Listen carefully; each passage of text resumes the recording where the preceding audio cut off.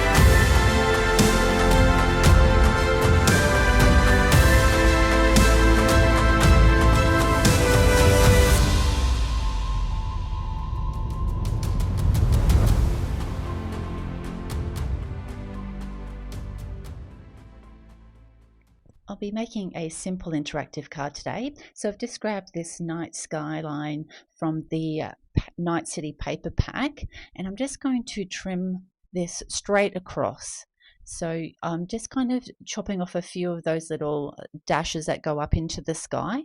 And then I just want to trim this down because I'm just going to make a bit of a smaller card, so I don't need the 6x6 size. So I'll have all the measurements in the description box below. I've just grabbed a piece of cardstock, the colour of my background or similar colour, and I'm just making sure that it's going to be long enough to do a pull tab. I am going to cut 2 pull tabs the same size and glue them together, just to ensure that we have a nice sturdy pull tab for people using it when you give it to your recipient. So just make sure you get plenty of glue on there to secure both pieces of cardstock together, and then we'll just set that aside to dry and work on the rest of our elements. I've cut a piece of black cardstock to the exact same measurements as my background paper, and I'm going to secure the top portion directly to this piece of cardstock. So this will be lying flat, and the actual building portion down the bottom will be propped up, and that's where our interactive part will be.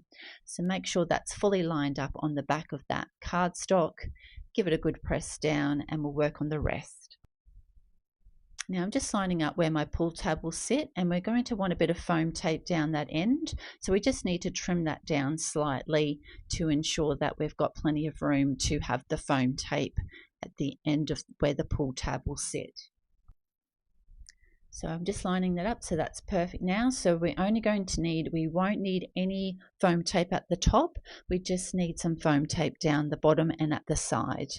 Now to ensure our pull tab doesn't move around, I've just grabbed a piece of scrap printer paper and just measured that to size to match the pull tab, and just folded it around to make a sleeve. I've grabbed out my T-ruler and a pencil, and I'm just going to measure out so that I know where to place my pull tab to allow for the 3M foam to go around the outside of my card, and that way I know not to put anything in that area. So now that I've got that area marked out, I can apply my pull tab sleeve to the actual background card piece of cardstock, making sure that it doesn't get in where my foam tape will be.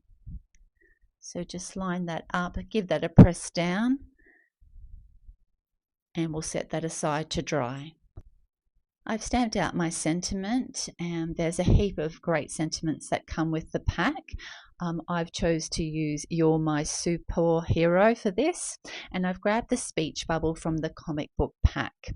This is also from there, and it is the spotlight flashlight with an oval exclamation. So I'm going to stamp that out on some white cardstock and just do some easy ink blending to get a kind of shining light that's going to shine in the sky, calling our superhero to action. So I've just grabbed a few of my yellow reds, and I'll show you as I work through these colors. I'm going to do some tip to tip with this as well, just to make sure that that blends out to a nice soft yellow. So just work it until you've got a nice smooth blend, and then we'll finish with a lighter color up the top and finish with the 17, yellow 17 at the top. And then we'll do the same to the exclamation mark, which I'll do off camera. I've also die cut the exclamation from part of the die from black cardstock, because I'll be using the black to actually go into the exclamation mark once this frame's been put down. So I've got that all lined up. I'll put a little bit of glue inside the exclamation, pop the top part in, and then put the little dot down the bottom. Make sure that it's the right way, and we'll get that stuck in. We'll let go of my finger. Doesn't want to. And there we are, we've got that in place. Now now that that's dry, we want to put our foam tape around the outside of where that pull tab will be, and this will also work as a nice kind of run for the pull tab to go against and not move too much once you're actually using it. So that lines up well, so we'll pop one at the end, and this will also act as a stopper, so they won't be able to push the pull tab in too far as well. So we'll get that lined up and pressed down, and you'll see that that stops that moving any further in. I was saying put some foam tape there, but we can't, because this is where we'll be putting our piece of acetate for our Super Dawg to go back and forth. So we can only put one at the end here to help support that base of that background panel. So let's just make sure that's sliding, which it is. And once it's got that base on, it will keep that more in place. So let's work out where we're going to put our Super Dawg and where we need to put a piece of acetate. If you don't have acetate, you could just use a plain piece of cardstock and just try and hide it as much as you can under the body of Super Dawg. But I find the acetate works really well, because if it does show, it doesn't show up as much because it is clear. So I've just grabbed some double-sided tape, and I'm just going to pop some tape on the bottom of my piece of acetate. So I'm going to pop 2 pieces because you want to make sure it's secure for when it is getting moved back and forth. So we'll pop a second piece on there, pull off the release paper, and let's get that attached to our pull tab. So I've made it a little bit longer than we need, but we can always trim it down once we know what size we want to make it. So I'm just lining it up with the underside of Super Dawg's stomach. I'll make sure that that's covered by the night sky, which that all lines up perfectly, and that's moving freely back and forth. So now we're ready to attach that. Let's pull off all the release paper on our 3D foam, and we'll get the bottom of the night sky attached. So you want to line that up so it's good. You can use the base of the cardstock and also those like prongs coming up from the top of those 2 buildings, and that helps you line it up perfectly with the base of the card. And that way, unless you can tell from back here, you can think that it's one full panel, and just make sure it's lined up on the bottom and make sure that's sliding well. I'll be doing a landscape card, so I've actually pre-cut and scored some black cardstock. I'll have all the measurements in the description box below. Now, to make sure you've got room for the recipient of your card to be able to use that pull tab, I think it's best to put a bit of foam tape on the back of this section as well. So I'm just strategically placing it. I was going to put that there, but I've decided to put that in the middle because it's not quite the full length of the card, and then make sure that you put a full length down the bottom, just to make sure that that card base is secure onto your actual card. So we'll get that down, pull off all our release paper, and then we'll get that lined up on the front of the card.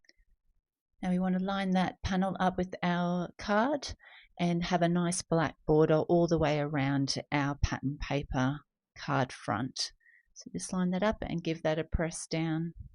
And we'll just do another test. Sorry, I did that off camera, just to make sure it's sliding well. Now we want to attach Super Dawg to our plastic acetate.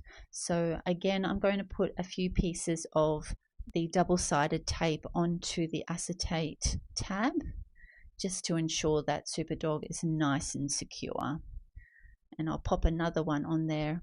I'll just pull off these release papers and then just add another quick one, but just making sure we're lining that up in the correct spot so that we don't have that that double-sided tape showing once he's attached. So get that secure, and we'll get Super Dawg attached to the front of our pull tab.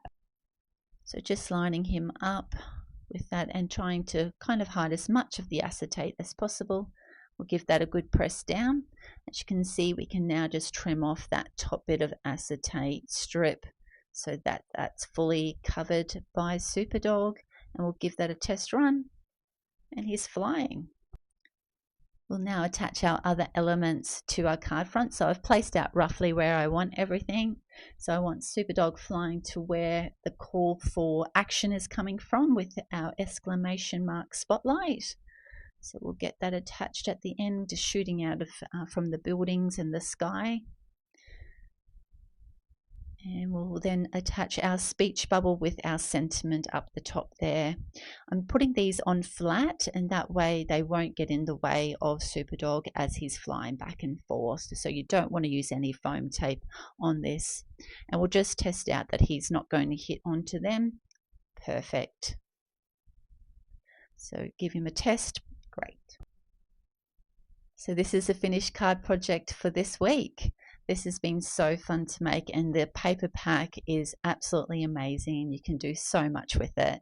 Super Dawg is super cute, and I love all the sentiments that come with him, and making him into an interactive flying dog was so fun. I hope you've enjoyed this card tutorial. If you have, please leave a comment and hit the like button. And if you'd like to see any future videos, please make sure you hit the subscribe button. Thank you so much for watching. Have a great day.